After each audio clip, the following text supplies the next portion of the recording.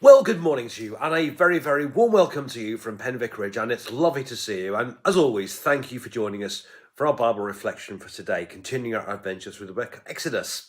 And today we're in chapter 22, and God is laying out through Moses a series of laws by which his people are to live. So here goes Exodus 22. Just listen to this, and I'll try and give you some thoughts about it afterwards. When someone steals an ox or a sheep and slaughters it or sells it, the thief shall pay 5 oxen for an ox and 4 sheep for a sheep. The thief shall make restitution, but if unable to do so, he shall be sold for the theft. When the animal, whether ox or donkey or sheep, is found alive in the thief's possession, the thief shall pay double. If a thief is found breaking in and is beaten to death, no blood guilt is incurred. But if it happens after sunrise, blood guilt is incurred. When someone causes a field or vineyard to be grazed over, or lets livestock loose to graze in someone else's field, restitution shall be made from the best in the owner's field or vineyard. When fire breaks out and catches in thorns, and so the stacked grain or the standing grain or the field is consumed, the one who started the fire shall make full restitution. When someone delivers to a neighbour money or goods for safekeeping, and they are stolen from the neighbour's house, then the thief is caught, shall pay double. If the thief is not caught, the owner of the house shall be brought before God to determine whether or not the owner had laid hands on the neighbour's goods. In the case of a disputed ownership involving ox, donkey, sheep, clothing, or any other loss, in which one party says, "This is mine," the case of both parties shall come before God. The one whom God condemns shall pay double to the other. When someone delivers to another a donkey, sheep, ox, or any other animal for safekeeping, and it dies or is injured or is carried off, without anyone seeing it, an oath before the Lord shall decide between the two of them that the one who has not laid hands on the property of the owner. The owner shall accept the oath, and no restitution shall be made. But if it was stolen, restitution shall be made to the owner, to its owner. If it was mangled by beasts, let it be brought as evidence. Restitution shall not be made for the mangled remains. When someone borrows an animal from another and it's injured or dies, the owner not being present, full restitution shall be made. If the owner was present, there should be no restitution. If it was hired, only the hiring fee is due. When a man seduces a virgin who is not engaged to be married and lies with her, he shall give the bride price for her and make her his wife. But if her father refuses to give her to him, he shall pay an equal amount to the bride price for virgins. You shall not permit a female sorcerer to live. Whoever lies with an animal shall be put to death. Whoever sacrifices to any god other than the Lord alone shall be devoted to destruction. You shall not wrong or oppress a resident alien, for you were aliens in the land of Egypt. You shall not abuse any widow or orphan. If you do abuse them, when they cry out to me, I will surely hear their cry.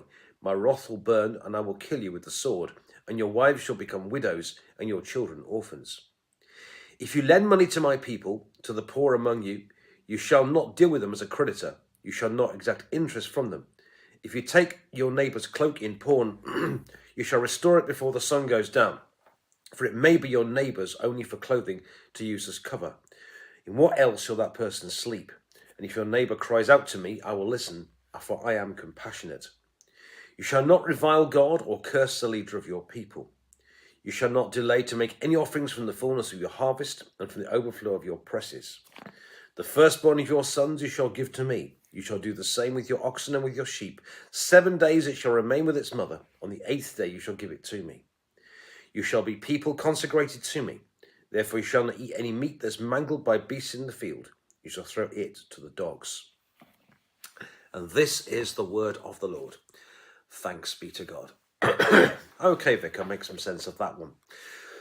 Well, bearing in mind, of course, this was written to our brutal society about 4,500 years ago. There's a few things we just want to bring out of this morning that you might find helpful. Firstly, notice in all this that there's no talk of any prison here. There's no talk of penal servitude or locking anybody up or anything like that. You very much get the impression that the whole intention of this is to, instead of locking people up, this is intended here to better compensate the victim. That's one thing. Secondly, it forces the perpetrator to deal with the victim and make restitution to them. Thirdly, it rather than just sticking somebody in prison, it does permit the perpetrator to continue to live a productive life. And also it means that society, so to speak, doesn't have to pay for the person while they're in servitude, if you see what I mean. So you very much get the impression these laws are here to properly compensate people and to make restitution rather than, as it were, throw people in the slumber where they're unproductive for a time. So if you might, what you might call it is very much more kind of productive lawmaking here. Okay, so going through it, the first few laws are to do with theft and damages. What happens if someone nicks something and what they should, they're caught, what they should give back and so on. A few points about this. Firstly, it's on a kind of sliding scale. Clearly, it depends on who is at fault. And negligence is no excuse as well. So you can forgive someone's negligence, and it depends also on how much damage has been done to the person who's been damaged. So it's very much on a kind of sliding scale. It's also interesting that if a thief is beaten to death at night when he's doing a crime, there's no blood guilt, but if he's put to death in the day, then there is. You very much get the impression here that it's kind of, you're allowed to defend yourself, defend your property and so on, but what you're not allowed to do is vigilantism. You're not allowed to sort of, stay in the daytime with a shotgun around the corner kind of thing, just in case, you can't do that. You can defend your property, and obviously if someone gets killed accidentally at night, then that's different. So you very much get the impression here there's a difference between what you might call proper legal enforcement and vigilantism. So you kind of see that in there as well. Then you go to this tricky bit about the bride price. Now this, again, reads very oddly to us today because, we don't do dowries anymore, and it comes across as being the idea that a husband might actually pay to marry his wife, and so it all sounds a bit odd to us. But in those societies, it was really about, firstly, making sure that the husband was serious. He loved his wife, he was prepared to pay for her, and that there's a sacrifice involved in doing that. And I think that's kind of one thing about it. So she was actually taken seriously. As was her family, her family were properly compensated as well. And so, in a sense, paying a bride price meant, if you like, that when you got married, you kind of took it seriously, and she was very important.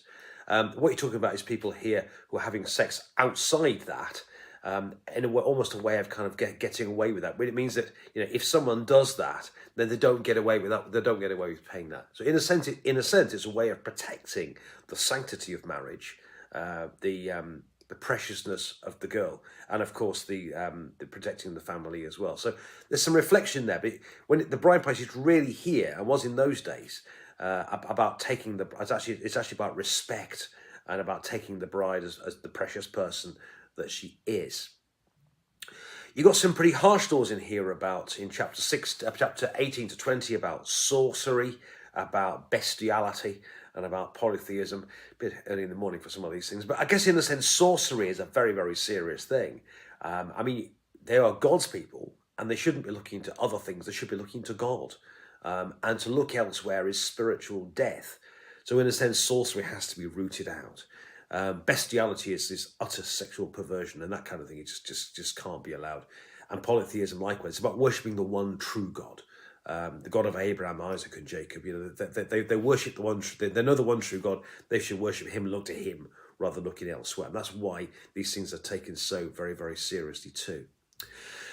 Verse 21 is about making sure that people who are in need are properly looked after. So he's about not oppressing resident aliens, not oppressing widows and orphans and so on.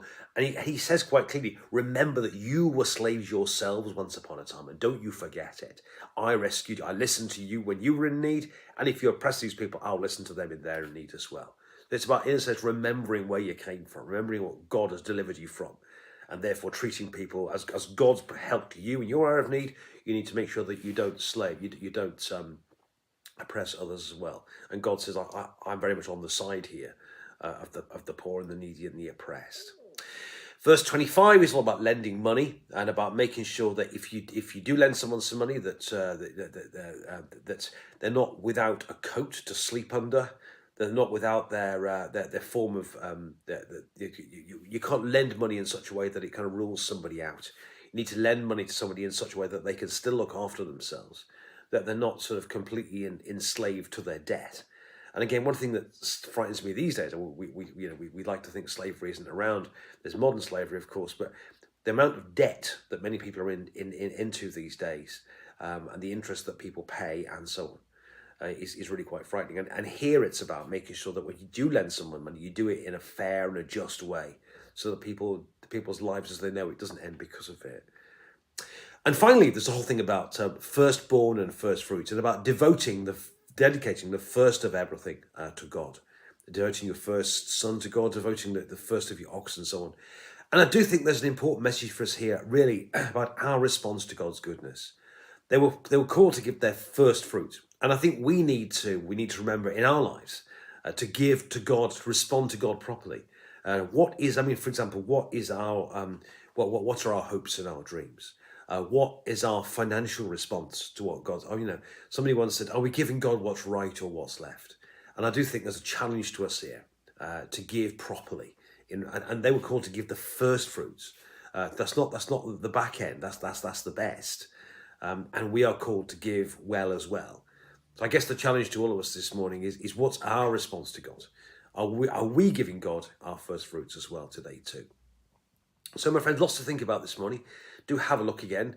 It's called quite legal stuff, but have a good look again. You can see there's some principles here about compassion, principles here about caring for the sanctity of young women, the sanctity of marriage, about giving properly in response to God's goodness, about God's laws here are about proper compensation rather than just punishment for punishment's sake. Lots there to think about. Have a lovely day, my friends. God bless you. Thank you for watching. Do share this message with your friends. I hope you found that helpful. God